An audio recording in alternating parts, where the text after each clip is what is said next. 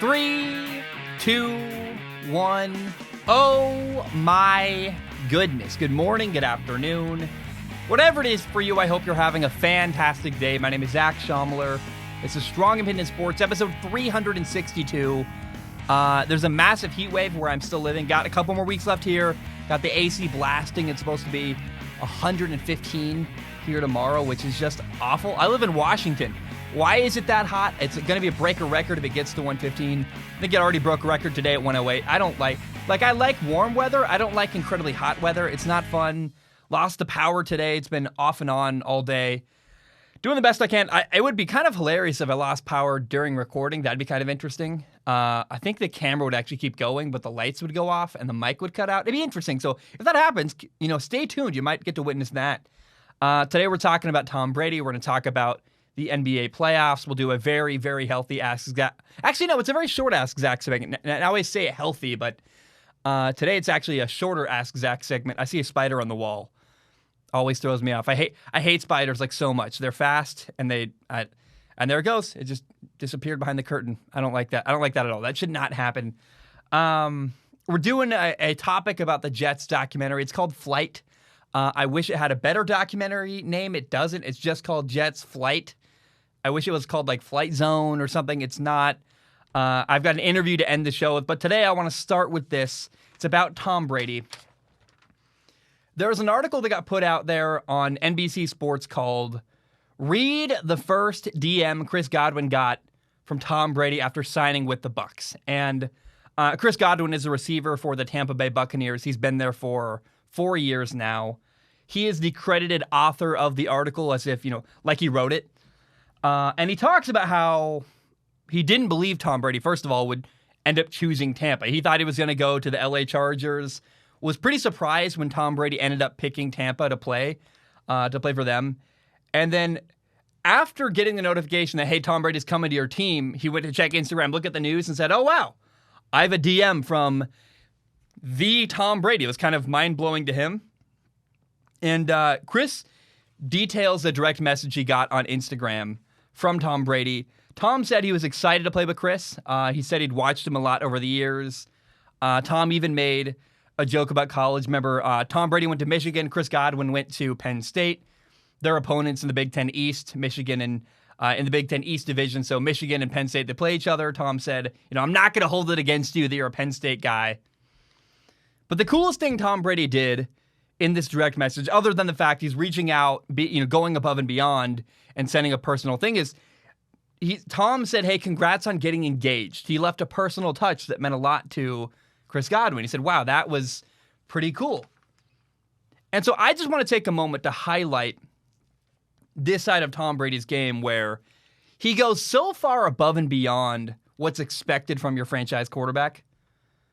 Tom Brady leads the league in people skills. He is so good at relating to, caring for, and communicating with his teammates. This is one of the things that makes Tom Brady the greatest quarterback of all times.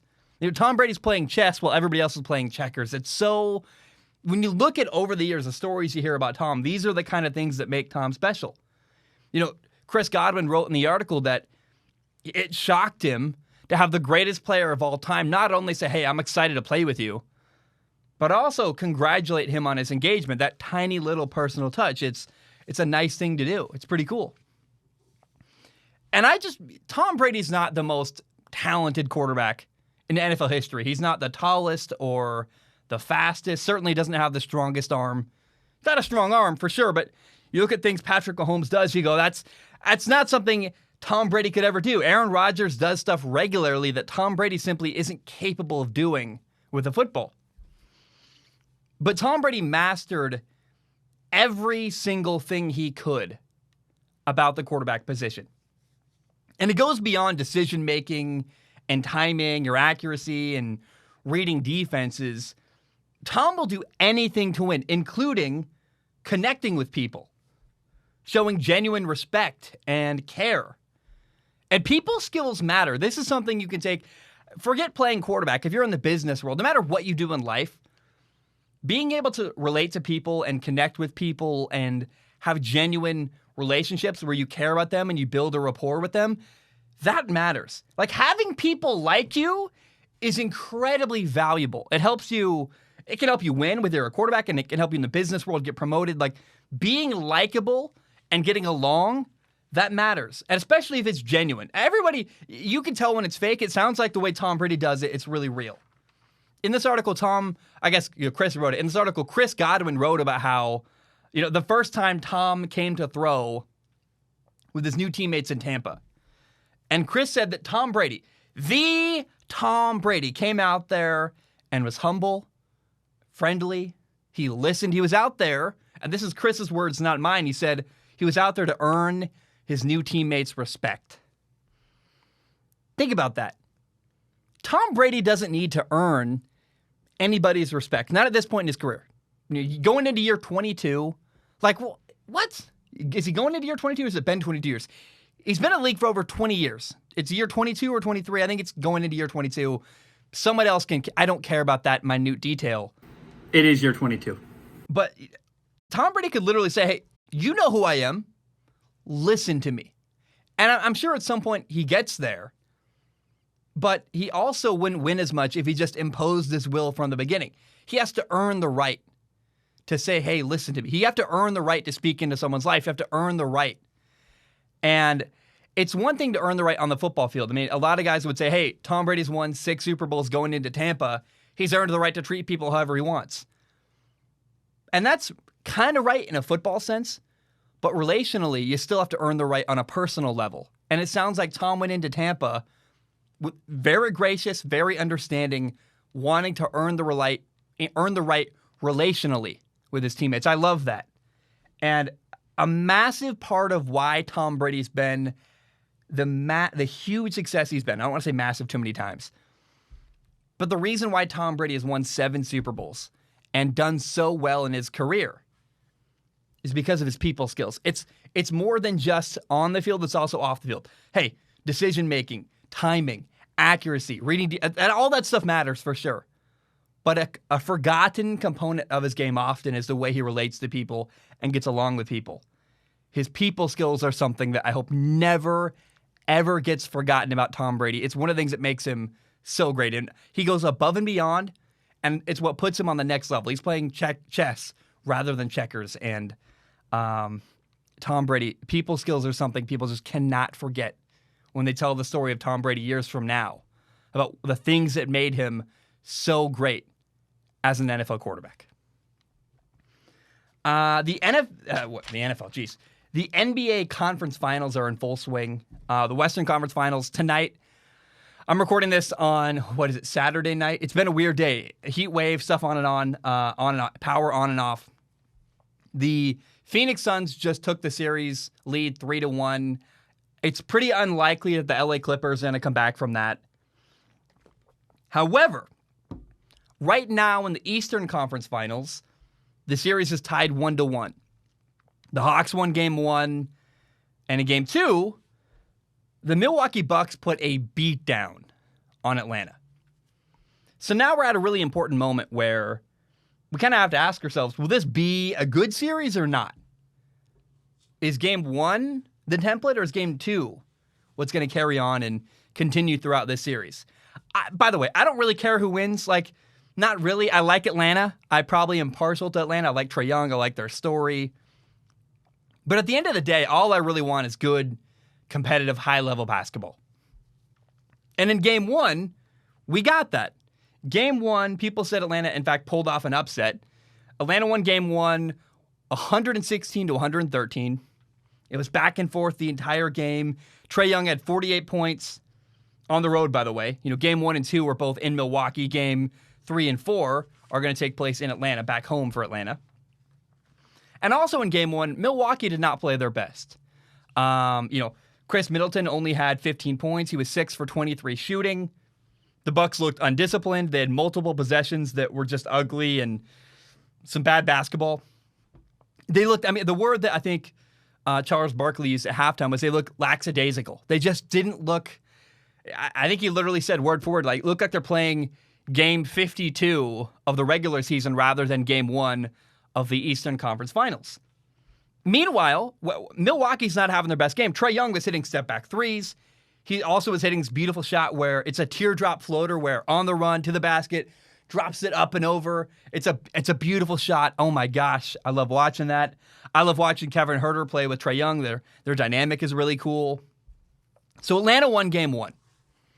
And then in game 2, it was a beatdown. Milwaukee tightened up. Yanis was driving to the basket, which allowed, when Yanis drives to the hoop, it really sucks in the defense. It creates wide open threes along the perimeter. Milwaukee made adjustments. They kept jumping the passing lane in the perimeter, meaning that Trae Young would try to swing the ball right or left.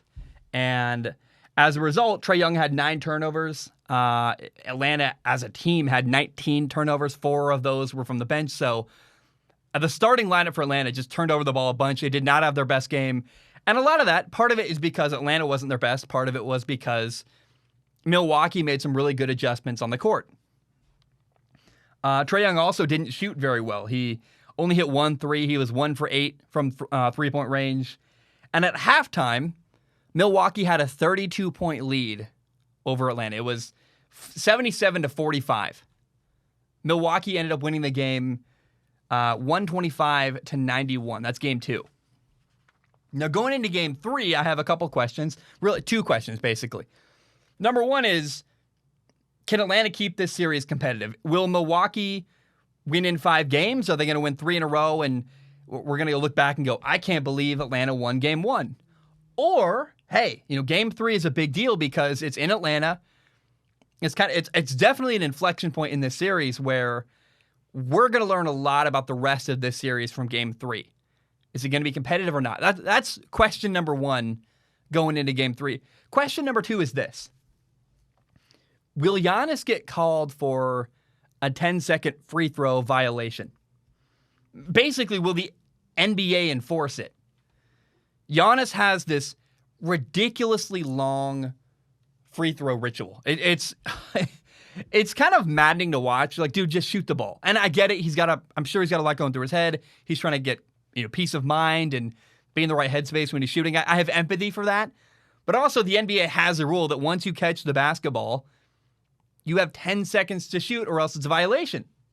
And then there's no free throw. It doesn't happen. You move on to the next one. And Yanis regularly takes much longer than the 10 seconds you're allowed. And it drives me nuts watching. And the NBA, by the way, audits calls made at the end of games. And they put out a report. Hey, here's what happened. This call was right. This call was wrong. And the NBA even admitted that in the report from game 1, they admitted they should have called a 10-second violation 2 times. 2 times in game 1, it should have been called on Yanis for a 10-second free throw violation. And the Atlanta coach, Nate McMillan, wants that to get enforced. And I'm with him. I mean, it's a rule. Why is it not being enforced? Why is nobody calling it? It's just weird to me. Every time you can count in your head. Every time he violates it, you're like, are we only going to call it if it's like 25 seconds really egregious? Because I would be, hey, every time we're going to call it. Now, maybe it's a slippery slope because they don't want the entire series to be determined by Yanis not hitting free throws. I guess if you do enforce it and it gets called every single time, maybe it diminishes from the basketball game because if he's taking 13 seconds instead of 10, how much does that matter? And if the series becomes about that rather than about regular basketball, does that take away from the game? I don't know. But right now, I'd love to see at least one game where it gets enforced every single time that he violates the 10-second free throw rule. I want to see that happen. Drives me nuts. Anyway, game 3, Hawks, Bucks, Sunday, June 27th. That is, gosh, what time is it? It's 10:38 p.m. here on Saturday night. So I'm not going to say tomorrow night because you probably won't hear this till Sunday. So if you're listening on Sunday, the game is tonight. Watch game 3. Should be really, really fun. And I'm interested. Will it be competitive? Will 10-second violations for free throws be called? I don't know. But either way, game 3 is going to be interesting and should indicate a lot about what's going to happen the rest of this series.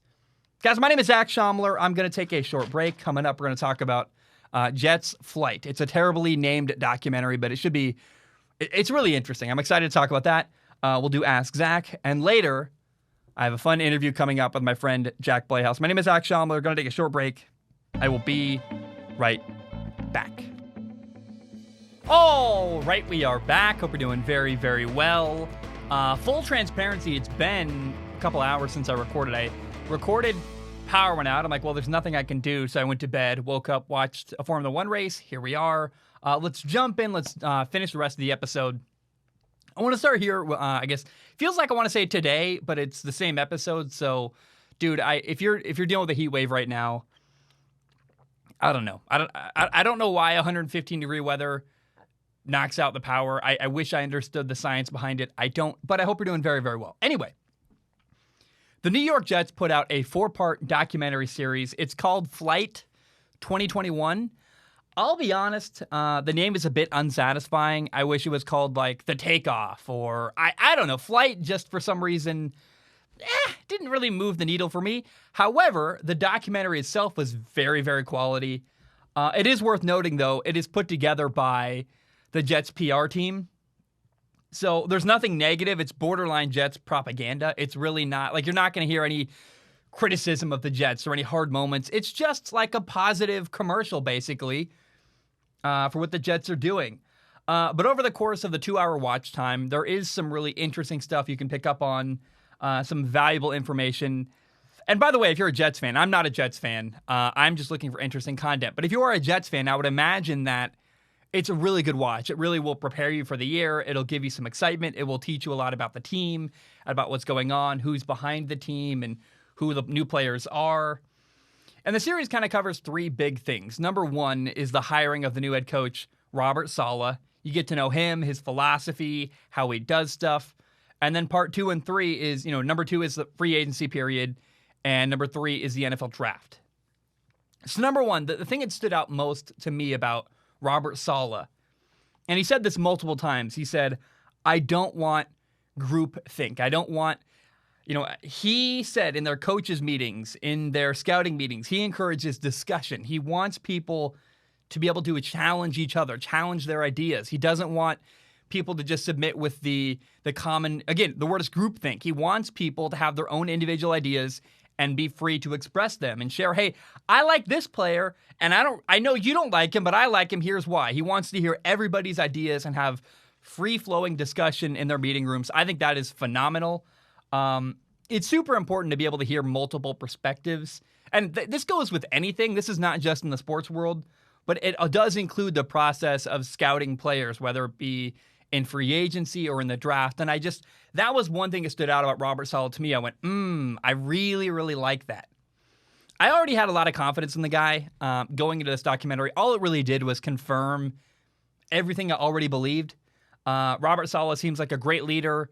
He is well-spoken. He does things the right way. I really liked him in San Francisco with the 49ers. And it does appear like, I know that the documentary, it's 2 hours, it's 4 parts, kind of trying to convince me of this, but I already felt like going in, hey, I feel good about what the Jets are doing. The documentary made me feel even more like, they really are building something. They made a lot of great moves. The reasons behind their moves became more apparent in this whole documentary series. And I walked away with a good feeling. I mean, the Jets we already knew they had a good general manager, Joe Douglas. Then they hired a good head coach, Robert Saleh. The two of them appear to work really, really well together. And then I just was like, man, I like the leadership happening right now in the Jets organization. Now, as things shifted toward free agency and the draft, what I thought was really cool is we got to see analysis from the Jets coaching staff on why they signed or why they drafted the guys they brought in. And it's cool hearing from, Mike LaFleur, the Jets offensive coordinator, hearing him explain what his new guys bring to the Jets roster, what he's excited about. I mean, if you watch this documentary for any reason, that is the thing that is most cool. You do hear analysis from time to time from the outside, and you watch ESPN, Fox, you watch my show, you're hearing an outsider's perspective on, hey, here's why I think that's a good move. But to hear from the Jets coaching staff themselves, to hear from the people who made the pick, their breakdown on why they're excited, why X player, Corey Davis is good for the Jets offense, why Zach Wilson was a good draft pick, why Elijah Vera Tucker, what he brings to the offense. I mean, I could go through a whole bunch of names. They brought in an edge rusher. I'm blanking on the name right now, But they brought him in from Cincinnati, and they're like, hey, yeah, pairing him with Quinnen Williams, he's going to make a bigger impact because we've got a good interior defensive line, and having him on the outside is going to really maximize his opportunities and raise his numbers, and people are going to get to know this guy. And if you watch this documentary for any reason, it's that, to hear the analysis by the Jets coaching staff and decision makers, why they made the additions that they made. So that's the coolest thing of the whole documentary. This series also did confirm my belief that the reason why the Jets decided to trade Sam Darnold rather than build around him was less about Sam Darnold and more about Zach Wilson. It wasn't because the Jets said, hey, Sam Darnold is hopeless, we just can't win with him. But the reason why they drafted Zach Wilson and traded Sam Darnold was because they fell in love with Zach Wilson. They went, yeah, this dude is, and I agree with them, they felt like Zach Wilson was an upgrade at the quarterback position. And you have a new coach, new offensive coordinator. They got their guy to build around that they felt like was better than Sam Darnold. That's how it came across. That's how I already felt going in. Again, there's a lot of confirmation bias here, I guess, if you want to be critical. But I just walked away from this documentary going, everything I already believed feels like that's what's really happening here. And I've said this before. I said it when the draft happened. But I personally believe that, and again, you can go back, go find old content I made. I truly believe that the Jets got the best quarterback in this draft class when they drafted Zach Wilson, the quarterback out of BYU. And I am really excited for his future with the New York Jets. I also got to say, Mike LaFleur, the Jets offensive coordinator, that's a future NFL head coach. As the years go on, give him a couple of years, he's going to build up the Jets, Robert Saleh and him, a tandem team, and Zach Wilson's going to do really good. And 3, 4, maybe 2 years from now, we're going to go, oh, this guy Mike LaFleur. He'll be the next string of head coaches. He'll be a guy like Eric Bieniemy, a name you hear doing interviews and going, that guy is one of the next head coaches in the NFL. And by the way, it's crazy to compare Mike LaFleur, who, by the way, is in fact the brother of Matt LaFleur, the Packers head coach. He worked for Kyle Shanahan. A lot of influences there. But when you hear Mike LaFleur, the Jets offensive coordinator, talk about football and break down film, and then you compare him to the Eagles head coach, Nick Sirianni, Mike LaFleur presents really, really well. And in contrast, Eagles head coach Nick Sirianni, the new guy they hired, is a train wreck. I already felt that way. I really have a bad feeling about Nick Sirianni. When you watch the Eagles PR team, when you watch Eagles content, they literally cut his sentences mid-sentence because they're clearly trying to hide stuff he's saying. It's kind of embarrassing when you watch him give an interview or give a film room session. There's this awkward cut, and you're like, oh, they just cut him off mid-sentence because he just rambles forever and ever. So Nick Sirianni is not a good speaker. The opposite is true of Mike LaFleur. Mike LaFleur is a very good presenter. He breaks down film in a very calm, comfortable manner. He's a good public speaker. And when you hear Mike LaFleur talk about anything, it becomes even more apparent, oh, this guy, the Eagles have, Nick Sirianni. It just makes him look even worse. It's really a stark contrast. I encourage you to go watch this documentary, and then go watch some of the content that the Philadelphia Eagles have put out with Nick Sirianni in it, and you'll go, oh boy, one sounds like a head coach, and one guy actually is a head coach. It's very off-putting. I also want to highlight, this is maybe the last thing I'll talk about here, but right after drafting quarterback Zach Wilson, number 2 overall, on the phone, Robert Saleh said to Zach Wilson, he says, quote, "This organization is going to lift you up, not the other way around." I love that. That's a complete 180 from the approach and what happened with Sam Darnold. Sam Darnold, I felt like the former Jets, was he also a number 2 overall pick? Number 2, number 3, wherever Sam Darnold was picked. Their former quarterback, a top 5 pick that they believed in and were trying to build around. I felt like it never actually happened. We talked about how you got to build around a young quarterback, but that never took place. And it was kind of sad. Like Sam Darnold really never, I felt like, got a fair shot in New York. And the Jets have made a lot of moves already to build around their new young quarterback, Zach Wilson. It really goes all the way back to 2020 when they drafted Mekhi Becton and made a couple other good moves in the 2020 NFL draft. Then it continued on this year in the 2021 NFL draft and in free agency, adding Corey Davis, adding Elijah Vera Tucker, adding, running back and receiver, just building around their young quarterback, building the offensive line.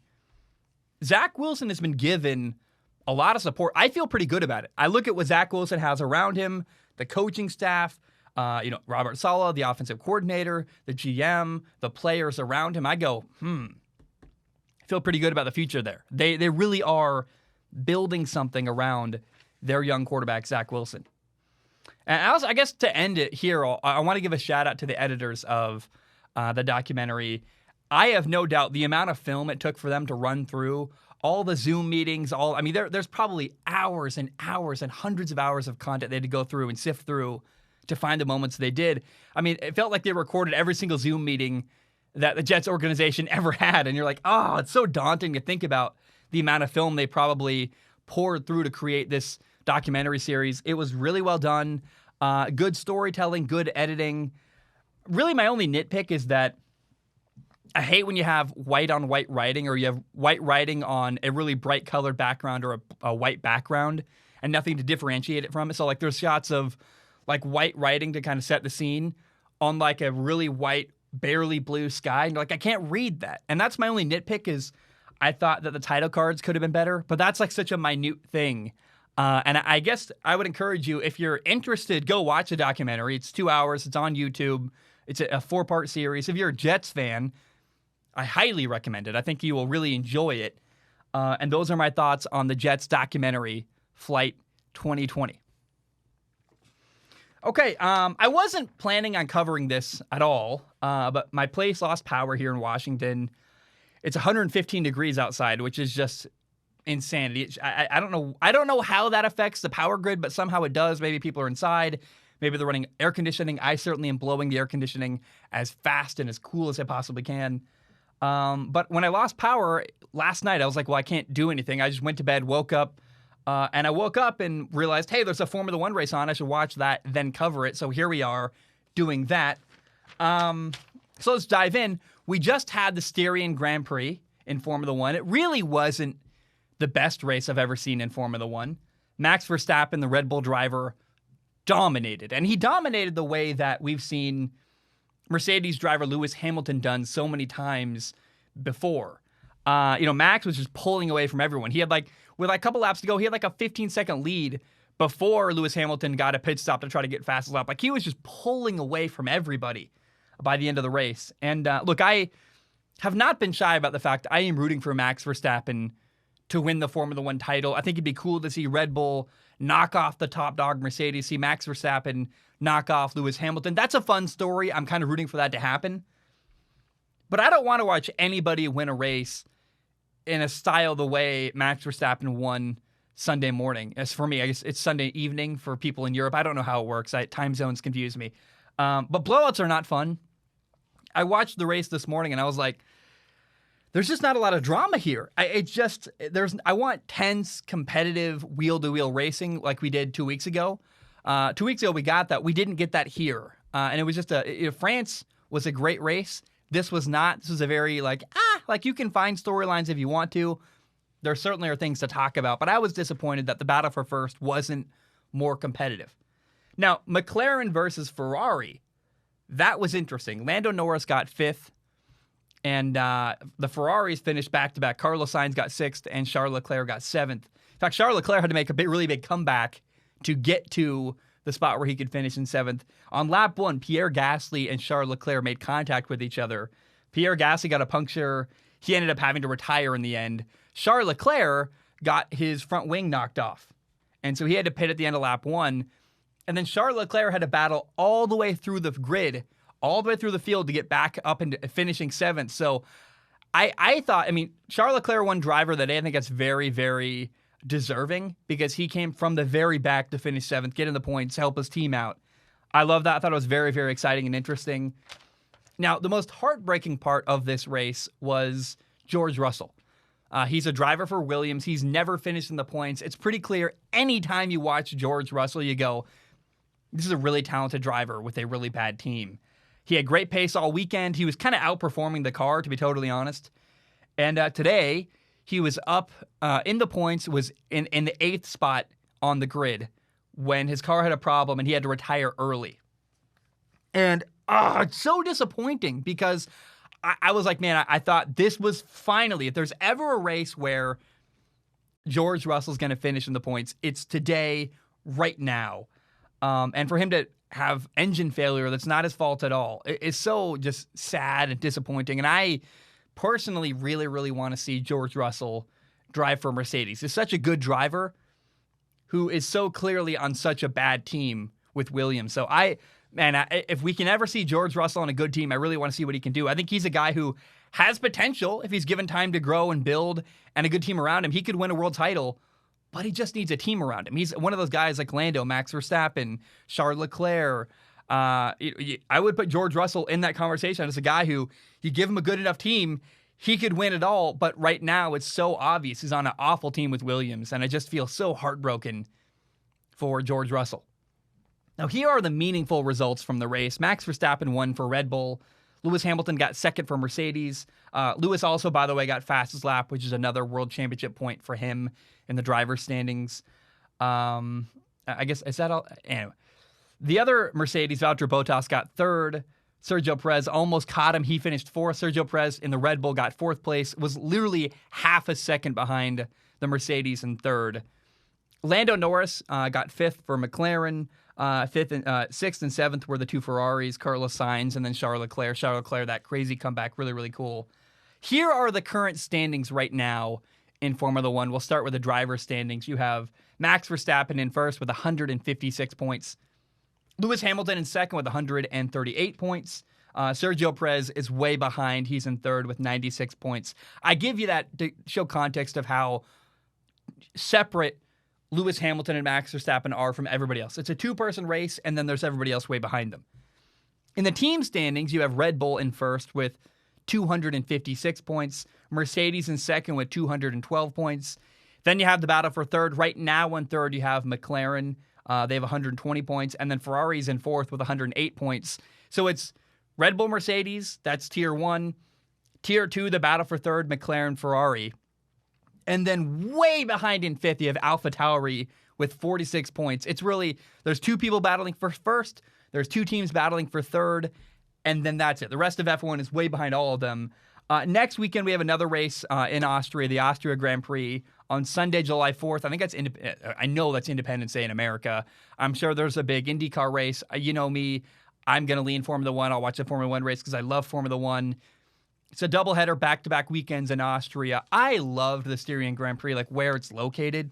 It's in Spielberg. The location, you got the Green Mountains. Like there's that sweeping view of the lake and that tiny little village. I would love to go to a race someday there at the Red Bull Ring. It'd be really, really cool. And that concludes my thoughts on the Styrian Grand Prix. I'm excited for next weekend. And I hope that somehow we can get a more competitive battle for first or third with maybe Lando Norris, Charles Leclerc, or hopefully the battle for first between, and I mean third as a team, but then first with, I want Max Verstappen and Lewis Hamilton to come down to the wire and be more interesting. The only saving grace in this past race today was that we had Sergio Perez hunting down Valtteri Bottas, coming in within half a second to finish fourth instead of third. Other than that, man, I thought it was kind of a mundane race with not a lot going on. I felt bad for George Russell, and those are my thoughts on the Styrian Grand Prix. I'm going to take a short break. When I return, we'll do Ask Zach, and then, of course, an interview with my buddy Jack Playhouse, the commissioner of the AWA. My name is Zach Schaumler. We're going to take a short break. I will be right back. All right, we are back. Hope we're doing very, very well. It is time for Ask Zach, my favorite part of the show. It's where I answer questions from the audience. In case you do not know how it works, you go to patreon.com/Zach Schaumler. You give $1 a month. You can give more if you want to. Please do. It literally helps pay my rent. But $1 a month gives you access to submit questions on Patreon. Now, I do not guarantee to answer your question you submit. My only guarantee is I look at every single question with my eyeballs and answer the top couple at the end of every show. I got 3 today, very short. I want to keep the show down in length, and I got a couple I'm saving. So I've got a big list of, if I didn't read your question on the show and you put it on the post last week, there's a couple on the list I'm saving for later. So keep in mind a short Ask Zach today because I want to keep the show length down to like an hour rather than 2 hours. Brody writes in first. Brody says, best life advice you have ever heard. So there's a lot of ways I could go here. There's all these quotes about work ethic and Tom Brady stuff and Tim Tebow stuff and all kinds of stuff I could give you. But what came to mind when I read this question, even on Patreon a couple days ago, the best life advice that's ever been given to me was my dad always told me growing up, hey, make sure you enjoy your life. Those 3 words, enjoy your life. Again, the reality is I think most people need to hear that. They need to, be told, hey, focus on enjoying your life. For so much of my life, I didn't do that. I was on a career path I hated with a girl that I thought I should be with that really wasn't right for me. And once I accepted, like, hey, I really should put enjoying my life at the forefront of everything, it changed my entire mind frame, and it changed every decision I made from then on out. And that was really the catalyst to that was my brother died 6 years ago, and I was like, man, life is really, really short. So for me, the focus on enjoying my life led to me having a job I love, led to me moving somewhere that I love and want to call home, and led to me having a fiance I love, and good people in my life, and not tolerating people that make it hard for me to enjoy my life. People that suck, I don't hang out with. So I just encourage you, work hard. Yeah, for sure. And I know that sometimes, to get to the job I have now, I had to do jobs I didn't like. I worked at a car wash. I slept under my desk every night because I couldn't afford a bigger room, stuff like that. I know what that's like, and I would encourage you, even if you're someone who's building for something else, you're like, hey, I don't have the job I want yet. I haven't finished my degree yet. I don't have this or that. Even if in your head you're building towards something, which I totally understand what that's like, still find time to enjoy the little moments. I remember I worked for ESPN as a camera operator, and everybody I worked with was miserable. All they could think about was, I don't make enough here, or I'm tired, or this or that, or of course it might go to overtime. And for me, I'm like, I'm getting paid to watch football. If the game goes to overtime, rather than be negative about it, knowing look, I get why it's negative. You'll go to bed later, but also that's cool. And I always tried to find the bright side and enjoy the little moments along the journey. So I just encourage everyone, enjoy your life, put that at the forefront of your mind, build your decision-making and build your life around those 3 words, enjoy your life. Brody, that's the best life advice I've ever gotten. It's from my dad. Other stuff like people skills matter, work hard, there's all kinds of stuff, but enjoying your life, man, is maybe the most simple, important thing you could ever focus on. And for me, that changed my life in so many ways, positively. The next question is from Hafe. He writes in, I love this question. He says, hey, Zach, we know that Josh Allen and Lamar Jackson's huge contract extensions are coming, and it is just a matter of time until they sign it. How confident would you be in giving Baker a contract right now? I wouldn't be confident in giving Baker Mayfield a big contract extension right now. I want to see how next year goes. Frankly, if Baker takes another step forward, awesome. Then, hey, I would have confidence in him, because what you want to see from Baker is not just for him to be as good as he was last year, but a little bit better. I want to see growth and improvement and him getting after it, which I have confidence knowing who Baker is as a person. I think he's going to get better. He's got a good team around him, a good coaching staff, good support, and usually a guy with his motivation and his drive with good support around him. Usually that guy does pretty well. But if Baker is the same as he was last year or worse, then yeah, I'd be really hesitant. And it does matter how well he does this year, because if you look at Baker's career so far, he had a good rookie year with a lot of passing touchdowns. I think he broke some record that Justin Herbert probably also broke. But the reality is the years before the new coaching staff are gone. The new coaching staff in Cleveland, Kevin Stefanski, has 1 year with him. One good year. But that's the only really year Baker's going to get judged on, is last year. And if he doesn't do better than last year, the coaching staff is going to go, we're not seeing progress. We're not seeing growth. And I would think Baker's the guy long-term. It'd be very cool to see Cleveland have a quarterback that is their guy long-term and gets a contract extension and is the person they commit to. It's been so long, it feels like, since Cleveland had a guy like that. But he's got to do better next year and earn it, because right now, if you ask me, hey, today, give Baker a massive contract, I'd say, let's wait and see. Okay, Tom writes in. It's a very simple question. I love it. Tom says, pineapple on pizza? Question mark. Yes, 100%. Go to Round Table, order the Maui Zowie. Amazing pizza. It's like a mix of veggie and some kind of meat. I think it's pepperoni and pineapple. It's so good. But pineapple on pepperoni pizza is good. I mean, it's just amazing, the mix of salty and sweet that pineapple brings. The juices from the pineapple. It's so good. And I don't understand why people don't like it. It doesn't mean having pineapple on pizza doesn't mean you put pineapple on any, type of pizza.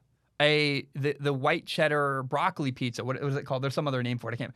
If the pizza has broccoli on it and like is built around. There's all kinds of different pizzas, and not every type of pizza you can add pineapple on top of to make it even better. But certainly there are many types that pineapple does enhance. And people that are like so against pineapple, I go, is that just because they're being silly? Because sometimes pineapple does make it better. Sometimes it ruins a pizza. It feels like there's a middle ground here where no one should ever be all yes or all no. I don't put pineapple on every single pizza I have. I only put it on ones of like just pepperoni, or the Maui Zowie is amazing, or there's Hawaiian pizza, which is always good.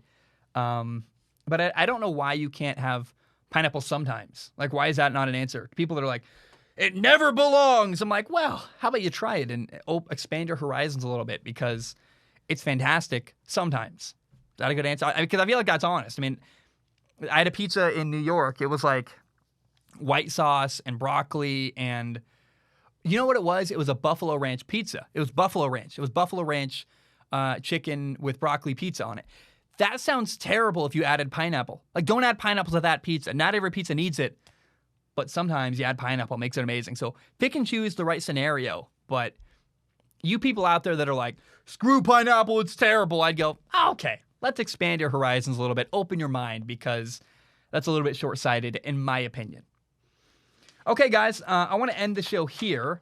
I want to shift to an interview I did with my buddy Jack Playhouse. He runs the AWA, the American Wiffle Association. I'm a big fan of their content. I watch more wiffle ball than I do Major League Baseball. I wish that wasn't true, but it is, because I love their content. The interview is very short and sweet, but it's awesome. Enjoy that now. Enjoy my conversation with Jack Playhouse. Joining me now is Jack Playhouse. Commissioner, I guess, question mark, of the AWA, the American Wiffle Association. Yeah? You go commissioner. Yeah. I guess I want to start here. First of all, congrats on the league. I'm a big fan. I think your content is monumentally more entertaining than actually Major League Baseball. I watch you guys more than I watch the actual professional Major League Baseball league, because I think you guys do it better. So first of all, congrats. And I'm curious, because the organization of everything blows me away. I can't even fathom how complicated it is. Is it as complicated as it seems to me, like organizing herding cats and people and jerseys and everything? Well, thank you to start with, but I think when we first started, it was a little difficult, but once you start doing it twice a week, you start giving people different jobs, it starts to become easier, and each week it's a system, it works. So you gave people roles within the organization. Yeah, so, your buddy Mark, he's usually the commentary guy, and when he's doing commentary, I'll be running the live, and then our friend Alex, he'll be doing stats, and then we got another guy who's controlling the YouTube live, like responding to comments and stuff, and then it's always, shifting, because different people are playing different games, so usually we'll have, like a starter for, Mark's the commentary guy if he's playing, Jack's the commentary guy, if we're both playing each other, we got a third slot guy, either Mark or Peter, so it's fun. It's fun to figure it out. How many people are in your pool of humans to pull from? Because it seems like there's like 30 dudes. Yeah, so total we have about, each team, there's 6 teams. We have 4 to 5 starters per team, and then there's a core group of guys that are always there. So, let's say that's probably 20 to 24 people who are always there for the starters. Yeah. And then, stuff comes up, people miss games. And then from there, we have about, maybe 7 or 8 guys that are just standing by who want to play. And they just were a little late to the party, but, we need a guy, boom, you're in, plug them in, we're ready to go. That's awesome, man. I say this timidly. I look at what you guys do, and all I see is money. I'm like, you guys built a field, you have jerseys, you have GoPros, it feels like everywhere, mounted all over this amazing little stadium you built. I don't even know what I'm asking. Like, where do the jerseys come from? How do you pull that off? Because when I think about trying to do this, I look at it and go, I don't know how the hell I would ever make that happen. Yeah, so I think when I look back on it, the first season I did last year, I kind of did the most, and it wasn't work smarter, it was work harder, just for no real reason. So the first year, I was cutting out all these, iron-on jerseys, made about 35 jerseys, just ironing on everything. It took forever, and then finally realized, like, I don't need to be doing this. Made a website, put the jerseys on there. The players buy the jerseys, so I don't have to, pay for all that overhead. And then I'll iron on the jerseys here. I just made a jersey today.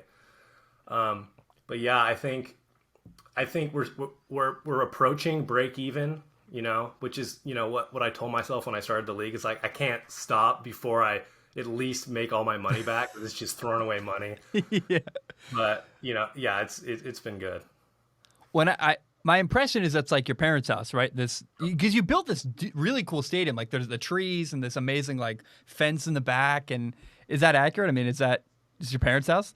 Yeah, I mean, so right now, a little behind story. I'm an accountant. I'm supposed to be in San Jose. So my job, I was supposed to be there. The pandemic. Now I'm right now speaking in my parents' basement. So all I would do is walk up the basement steps to the field. So I get off work today around 5. We're filming today at 5:45. Walk upstairs, set up the live studio, and ready to go.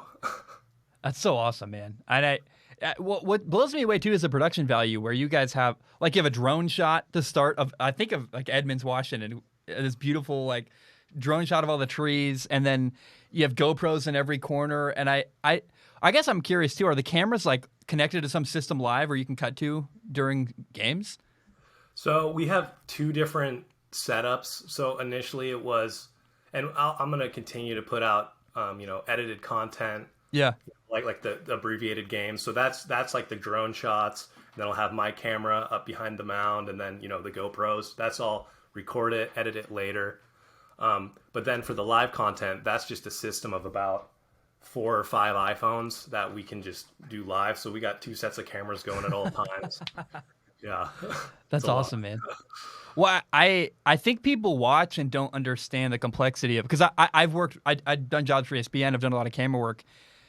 Doing a live show is one thing when someone else is paying for it, but then you're getting cameras and you're figuring out how do I connect these cameras, and I guess it's technical and nerdy, but every time I look at them, like I just can't. The scale blows me away. Like, do you edit everything? Is that because I mean even the condensed versions is like so much editing. Yeah. I'm behind all the editing. I'm trying to figure out ways to, I don't know, put delegate the work kind of, but when it comes to editing, I'm the one doing all the, TikTok videos, which takes a ton of time, but the live was a good way for me to just keep pushing content out and just kind of limiting how much edit I was doing, because before last season, I wasn't working because my job was pushed back till December. So I was, editing probably 30 to 40 hours a week, and I just can't do that this year. So yeah. It's a balance. Definitely a balance to it. Yeah, dude, I edit for a living, and I'm like, man, I can't even imagine. I mean, people don't understand, like, and then also you want control. I mean, I could hire an editor, but I don't want to because I like to edit myself and have control over how I do certain things. So it's like, it's the control aspect plus like just all kinds of other factors.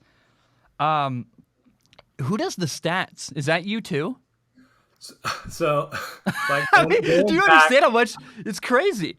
So going back to work harder, not smarter. Last year, what I did was, I think what you're going about, the control aspect of, making your content, you want it as good as possible. I was really just going on that, like, I got to do everything perfectly. I wasn't as trusting as I was the first year, like it's got to be perfect. Yeah. But last year, what I did, we recorded the games, and then literally after every single game, we had 77 games last year.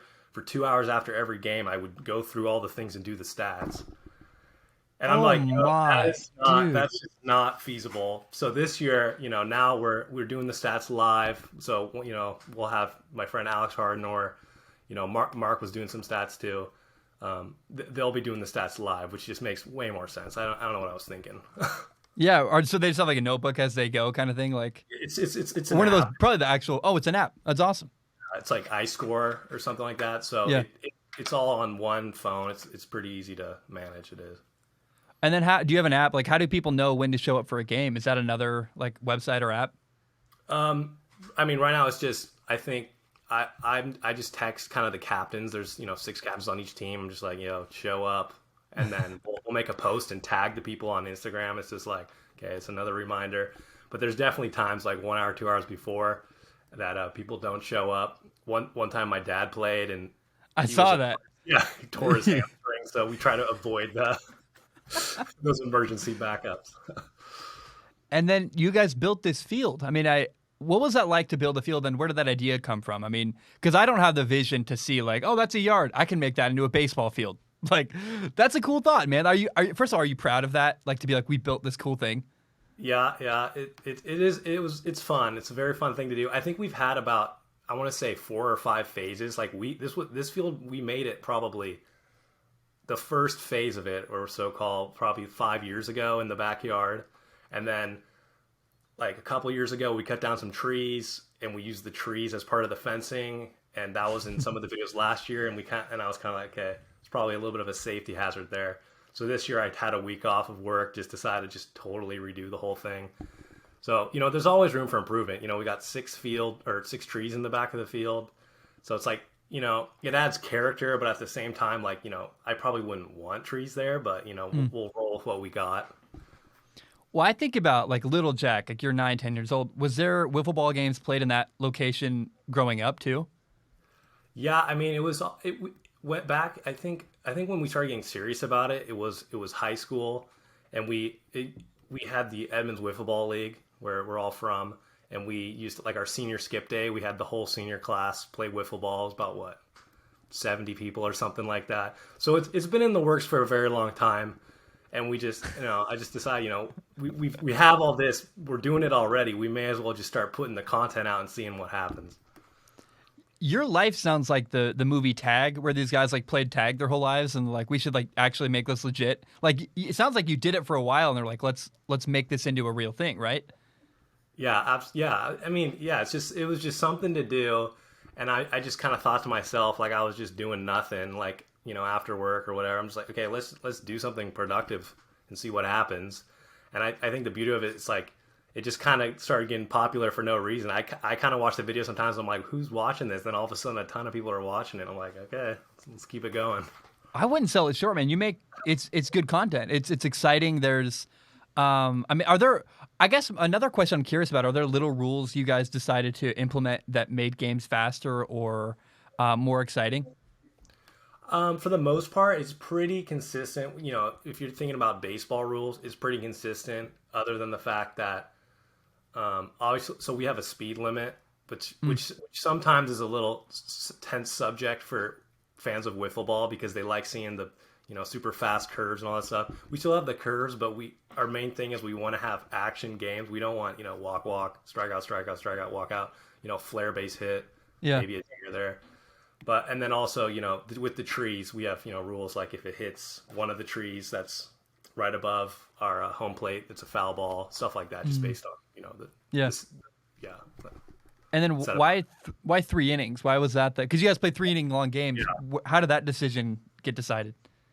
So we kind of thought about what the average at bats per MLB would be per person, and it's usually 3 to 4. And because we're fielding only 3 to 4 players, a 3-inning game just kind of made sense because the average at bats per game would be about 3 to 4. So if we could get it as close to the MLB stat lines as we could, that's kind of what we were aiming for. That makes total sense. Why I don't know if I think I speak for the audience because I'm one of your fans. I watch and I go, that looks so fun. Like I just wish I think a lot of people watch like vicariously through you guys on TikTok and YouTube and go like, damn, I wish my friends did that. Like I wish I had a community of people who wanted to play with. Like it's such a cool idea. Do you feel like, are you happy you turned like a kind of a side project, a fun thing, into like a legit actual thing? Yeah, I mean, it gives us all a reason to just keep playing wiffle ball, Before it was just like ever so often, let's play wiffle ball. Now it's like it's a thing, we have, 30 to 40 people. I mean, not recently, but it'll start creeping up there again, coming over to my house playing wiffle ball, just like, what we were doing in high school. So if we can keep it going as long as possible, it's a fun thing to do. Do you have a background in editing? Because where did you get the skill set to make this happen? So I've always been a editor, like a video editor. I've always loved doing it. Anytime there was like a school project, I made a video. Like even in college, I was making videos every time I could. So I started editing probably uh, 11-ish and just kind of just kept rolling with it. That's awesome, man. And then it looks like you guys have in-game replay where I've seen a. Is that accurate? Where occasionally you'll be like, "Hey, we should check that." Mhm. How does that work? So for this year, what we do now is there's a little bit of a lag on the live. So that play will happen, and then if we're not sure, we'll check the live replay of the YouTube, and we'll tell. I think in future seasons, like next season, we're going to implement that into the live stream itself, where you can see the live stream. But I think just for this year, while we're figuring out live, we'll get to replay a little later down the line. It's still incredibly smart. I mean, because that's just a little like easy little hack. Like, let's just go look at the delayed video of it. Yeah. Oh, it really was out. That's that's awesome. I love that. I guess I'm curious too, because I think what you've done is applicable to so many things beyond starting a wiffle ball league. I mean, you're a kid. You're a dude who had an idea. Was like, hey, I think I can do this, and at some point you decided to pull the trigger and make it happen. What was that process like when you're?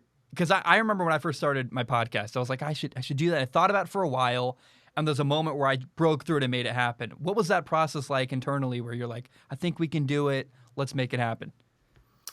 That's a good question. There's definitely a lot of moments where I doubted myself, and I'm just sitting there editing the third video of the week, and it's taken me about 8-9 hours to put this video out, and it's probably going to end up getting like 1,000 views max, and I'm just like, why am I doing this? And you just kind of keep doing it. Yeah. There's no promises. You just keep chugging along, keep putting out content, and it'll happen. If you truly believe in yourself and what you put out there, it'll happen. Just like you're much farther ahead than me, but hopefully one day we'll get to a little bit more subscribers on YouTube. But until then, we'll just keep chugging and see what happens. That's awesome, man. I mean, I guess I don't have a lot more, but is there something that you like? Do you have a thing you're like, I'm really proud of this? All right, that was my favorite part about doing this.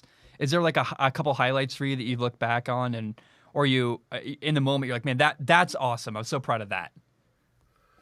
I don't know. I think just collectively that I can just there's times when I'm doing my job right here and I'm like, this kind of sucks. If I didn't have the wiffle ball aspect, I kind of just be a little sad about that. But it's like, this is done, boom, right after work, playing wiffle ball. It kind of just takes my mind off things. So as long as I have that where I can kind of sit back and be like, this is a fun thing that I can do for we'll see how long it goes, but it's a fun thing that I'll take with me for a while. I want to say, man, it's so special when you can like for me, I turned my passion into a job, but everybody needs something like that. I mean, I think a lot of people go to work, go home, watch Netflix. They hate their lives. They're bored. There's nothing outside beyond that they get kind of some excitement or passion or fire from. And I just think it's so cool that you're like, hey, we can make this happen and do it. And I just commend you, man. It's fun to watch. I'm a huge fan. And I love that you guys did that. So I just commend you, man. Well done. Really appreciate it. Thank you, sir. Yeah. Awesome, man. Well, hey, thank you so much. And I thank you for your time. I really, really appreciate it. Thanks for having me on. We'll keep having that banner fly out there in right field. Awesome, man. Well done. All right, guys, that's all I have. Thank you so very much for tuning in. I love you. I appreciate you. I'm very grateful. Hope you have a great day. If you're in the Pacific Northwest, stay cool because it's supposed to be 115 degrees here tomorrow. It's not supposed to get cooler overnight. Make sure if you're at risk of losing power like I am, fill up some water bottles with water, have stuff ready to go in case you can't cool down your house. And until next time, have a great day. Bam, we are done.